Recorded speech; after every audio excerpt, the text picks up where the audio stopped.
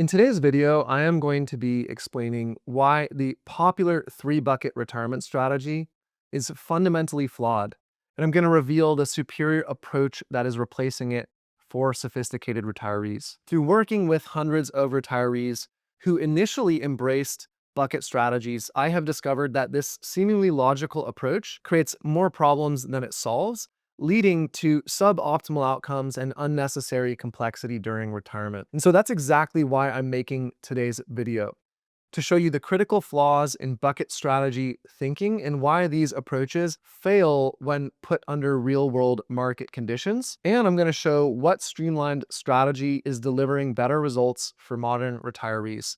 So let's just jump right in. The three-bucket strategy is wildly popular among retirees, and for a good reason. On the surface, it promises both simplicity and protection. Right, so here's how it works. The first bucket would, let's say, hold 2 years of living expenses in cash, checking or savings, designed to cover your immediate first 2 years of spending needs. The second bucket would typically contain, let's say, 5 years of expenses in fixed income related assets like bonds or certificate deposits, less risky assets that are designed to preserve capital with some limited growth. And then you have a third risky bucket that holds the rest of your portfolio monies, and that would be allocated to growth-related investments, stocks and other things like that, which ideally wouldn't be touched for at least 7 years. And the idea is it would give you some time to get through the riskiest part of retirement so that you can ride out stock market drops, let's say, without being forced to sell risky investments at a loss. And the idea is it would isolate volatility in that far away, that third growth bucket that doesn't need to be touched, at least in theory. Now, even better, if you think about it, the bucket strategy feels easy to understand, right? For retirees that might be overwhelmed by investment-related jargon and complicated seeming strategies, the visual separation creates comforting illusion of control. But that's the truth. The truth is this is just an illusion, right? The structure only works in theory. In reality, market timing is built into the core of the bucket strategy, and that introduces a lot of risk. Because at some point, those buckets are going to need refilling or redistributing. And now you're forced to make crucial investment decisions during the worst possible moments. For example, what happens if the market goes up in your first year of retirement and then crashes in year 3, right after you've drained your cash bucket and start dipping into your fixed income investments? Or what if both bonds and stocks fall together like they did in 2022? Right now, you'd be out of safe money and you'd be refilling your buckets, meaning selling low, which is exactly what the strategy was supposed to prevent. And that's not the only flaw.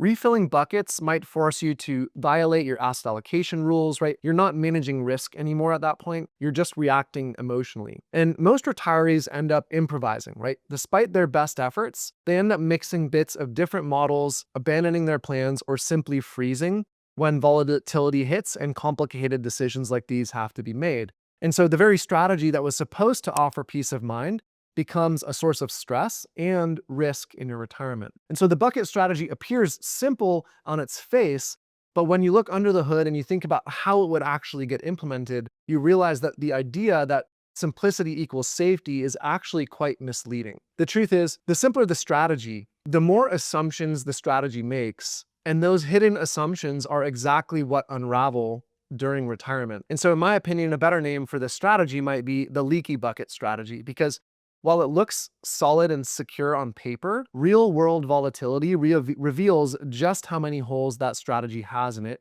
and now you're left scrambling to plug the holes with no clear plan. And so now that we've unpacked the flaws of the three-bucket strategy, the natural question is, why does a structure that feels so well designed and widely endorsed collapse when put under the microscope? To answer that, we need to look deeper, not just at the mechanics, but at the underlying assumptions driving this approach. So what does the three-bucket method really promise, and why does that promise fall apart in real-world retirement? So on paper, the bucket strategy tries to serve two masters, right? It aims to be both a spending plan and an investment strategy. But in reality, it doesn't do either very well. So let's start with the investment side. When you split your portfolio into buckets and begin pulling income from cash, the strategy sounds disciplined. But over time, the buckets need refilling, and as I said earlier, that's where things fall apart. Most retirees don't have systematic rebalancing rules, and not only that, because there are no systematic rules specifically for the bucket strategy, for when and how to rebalance, retirees are forced to make judgment calls. And that's the last thing you want in retirement, right? You don't want to be faced with decisions that you have to do off of intuition without data or research. Questions like, do you refill the cash bucket after a good market year? Or do you wait? What if your bond bucket is down too? There's just no clear guidance. And without that clear guidance and without a process, what you end up with is reactive behavior. Instead of structured asset management, you get improvisation, right? You mix, you match ideas, some rebalancing here, some gut feeling there, and soon you're no longer following a plan. You're following a Frankenstein strategy that doesn't consistently manage risk or growth. Even worse, bucket refills will violate your asset allocation goals. So if your equity sleeve has dropped, but you need to sell to refill the cash bucket, now you're selling low and locking in losses. And that's the exact outcome retirees are trying to avoid. But the contradiction continues to go deeper. At its core, the bucket strategy assumes that you're isolating risk by not touching your growth assets for 7 years. But what happens once you deplete your cash bucket after year 2? Do you now stop holding any cash? Right? Do you begin drawing from your middle bucket of bonds and have zero in cash in the bank? And what about rebalancing there? Do you refill bucket 1 by selling from bucket 3, even though it's technically off limit for 7 years? Do you only move funds around within bucket 2 or within bucket 3? Again, it's an execution that the bucket strategy collapses. And that's the problem with treating a visual strategy as an actual financial system. It may look neat, but the moment you apply it to real life volatility, the thing crumbles. And behind all of this lies the real issue, which is the illusion of control. The 3-bucket method doesn't just simplify, it oversimplifies. It assumes that markets move predictably, that volatility stays in one compartment isolated, and that retirees will always know how and when to act. But retirement just doesn't work like that. Real-world markets don't respect neat mental compartmentalizations, and neither do retirees' emotions. So real quick, if this deeper dive into the 3-bucket strategy has been helpful so far, then there's a good chance you'll also get value from other retirement planning videos on my channel, including things like the 4% rule, income and spending guardrails, Roth conversions, and Social Security. So subscribe to my channel to stay updated as I release more videos just like this one. Now, if the 3-bucket strategy doesn't hold up under real-world conditions, what does a strategy look like that actually adapts to market volatility instead of avoiding it? What if you could build a system that responds to market movement without constant decision-making and gives you confidence in both your spending and your investments? So that's what we're going to look at next. The answer to all this isn't to give up control. It's to replace the illusion of simplicity with a framework that is actually built for reality. Because here's the thing, retirees aren't wrong to want simple. Simplicity feels safe. It's comforting to think that you can set up a few buckets and then sit back and relax. But in retirement, simplicity comes at a cost. The simpler the system, the more assumptions it relies on, and the more risk is hidden just below the surface. And that's the real trade-off no one talks about. Simplicity feels safe, but it pushes the responsibility for decision-making back onto you at the least opportune moments, right? The moments where you are least equipped to handle it. What retirees really want, in my opinion, isn't complexity for complexity's sake. They want clarity. They want a system that is smart, structured, and built to adapt to changing conditions without needing you to constantly make judgment calls. And so that's why we use something called the 4-layer guardrail framework. This isn't spending guardrails like I've shown in other videos. This isn't about more noise or more rules. This is about having a clear, rules-based approach that aligns your investments, your risk tolerance, and your spending so that you can move through retirement with confidence even during volatile markets. Instead of manually shifting money between buckets, the 4-layer guardrail system would use built-in triggers and guideposts to keep your investment plan on track without relying on emotion, intuition, or timing the market. So let's walk through what this looks like together.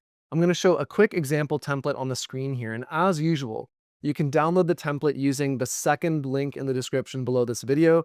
And just note that in order to download the template, you're going to need to do what I'm showing here on the screen, which is open the template, click File, and click Make a Copy right here. Okay? We call this system the 4-layer guardrail framework, and it gives you a way to systematize your retirement investments without relying on gut feelings or ad hoc decisions. And so layer 1 is what we call sleeves. This is your broad asset allocation structure, right? It refers to your stocks, your bonds, your alternatives, and your cash equivalents, right? And so that's what you can see here. Each of these title level rows is a sleeve. We have 7 sleeves in this example template. Now, I actually personally don't believe in asset allocation as a useful tool. There's nuance to how we construct these sleeves, but I've covered the issues with asset allocation in other videos. And so you can watch that playlist by clicking on this card up here to learn more about that. But for the purpose of today's video, what matters is that you're starting with a clear framework, these sleeves that guide your portfolio, and check in how it's balanced across investment classes.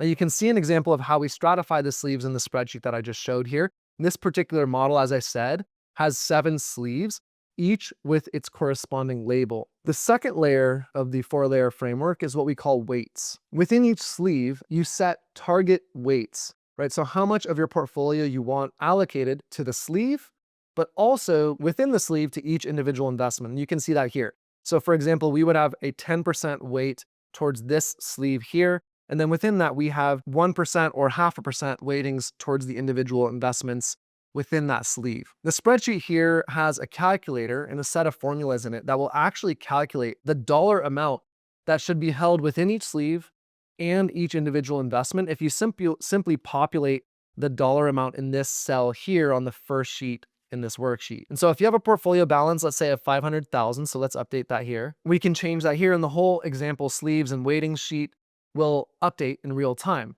Now, the weightings here give you control and accountability. So for example, if Microsoft right here, this is not a recommendation for Microsoft, but I'm just saying if Microsoft right here should be 1.5% of your portfolio and Berkshire be, let's say down here, 2.5% of your portfolio, then those targets are predefined, not guessed at in response to market noise, right? So we want to define those in advance and see what that does to our total allocation. Now, the third layer of the system are what we call triggers. Now, triggers act as guardrails for the individual investments within your portfolio. Every investment here will have what we call tolerance bands, which are the guardrails. These act as upper and lower limits that determine when rebalancing needs to occur. If an asset drifts too far outside its band, it would trigger a decision point. So I'll show this third sheet here. In this example here, we have 20% tolerance bands. And so what that means is if we have a 1% weighting for an investment right here, that investment can travel between a value that is 0.8% of the portfolio or as high as 1.2% of the portfolio. If it goes below 0.8% of the portfolio, it would trigger a rebalance to bring that back to its 1% target weight. And if it goes above 1.2%, the same thing would happen. And again, this spreadsheet will automatically calculate those estimated numbers for you based on your total portfolio size in that first sheet. Now, because these triggers are predefined, it removes emotion from the process. You're not asking yourself, should I act?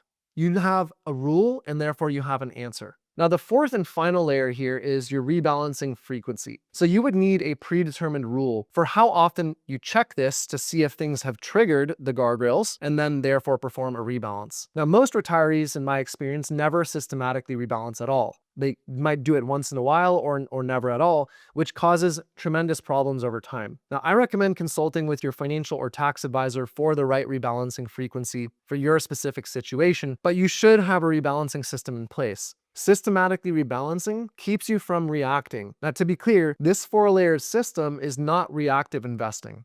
It's structured, responsive investing. The rules are in place. You are simply executing on a system that adapts as markets move. Now, we pair this investment system with a spending system that we call risk-based modern guardrails spending plan.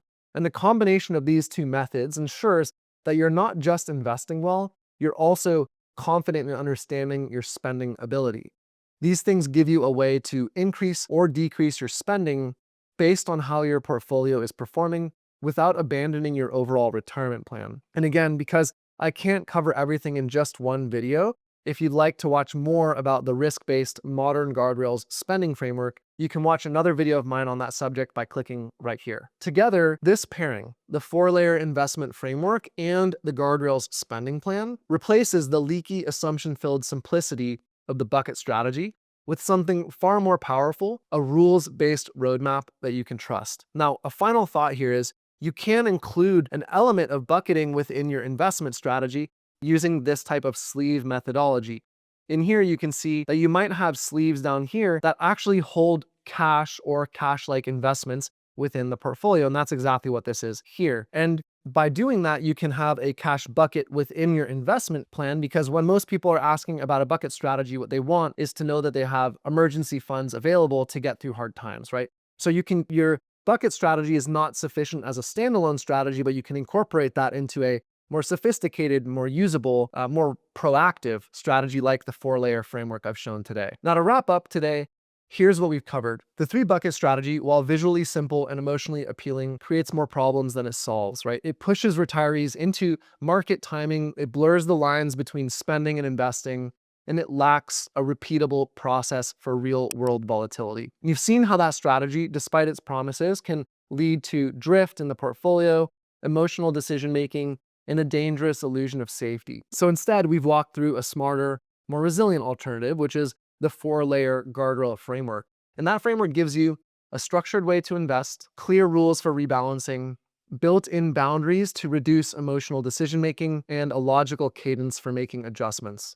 And when paired with the modern spending approach like risk-based guardrails, you get a system that actually performs under pressure, not just on paper. It's not about complexity for complexity's sake. It's about trading confusion and guesswork for clarity and confidence. So now that you understand why the 3-bucket strategy is fundamentally flawed and what streamlined approach is replacing it, you can implement a retirement strategy that actually works in real-world conditions. If you want help optimizing your retirement plan and avoiding common investment mistakes, click the first link in the description below to watch a free class that I'm giving, where I'll show you how to optimize your retirement plan. As always, thanks for your time and attention. I'll see you in the next video.